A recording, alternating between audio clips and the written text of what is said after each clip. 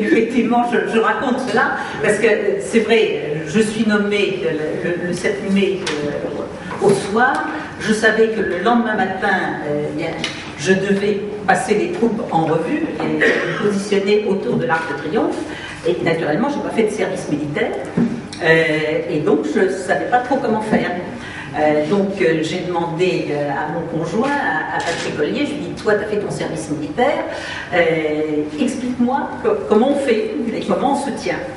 Alors là, c'était après la passation de pouvoir, après la rencontre avec les hauts subordonnés, donc c'était dans mon appartement, il était 11h du soir à peu près, à 11h du soir, je me mettais au garde à vous devant la bibliothèque qui était censée simuler les militaires, et je marchais et j'apprenais à tourner, effectivement, quand j'arrivais au bout du rang, c'est-à-dire au bout des livres, pour revenir en sens inverse.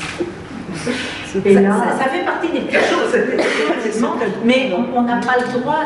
Ce qui est très important, et je le dis aussi dans le livre, c'est que quand on arrive, la première impression détermine finalement le rapport que l'on va avoir avec les gens dans les mois et dans les années qui viennent.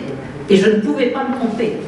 Je n'avais pas le droit, et surtout parce que j'étais une femme. Voilà, une femme. Parce que je connais certains de mes prédécesseurs ou de mes successeurs qui ne savaient pas très bien passer des troupes en vue, mais curieusement, personne ne l'a dit parce que c'était des hommes et qu'en conséquence, ça paraissait normal. Supposons que j'ai fait la même chose qu'eux, je pense que jamais on me l'aurait pardonné, et moi, c'est pas très grave. Mais je pense que ça risquait surtout de handicaper des femmes par la suite pour occuper le même poste.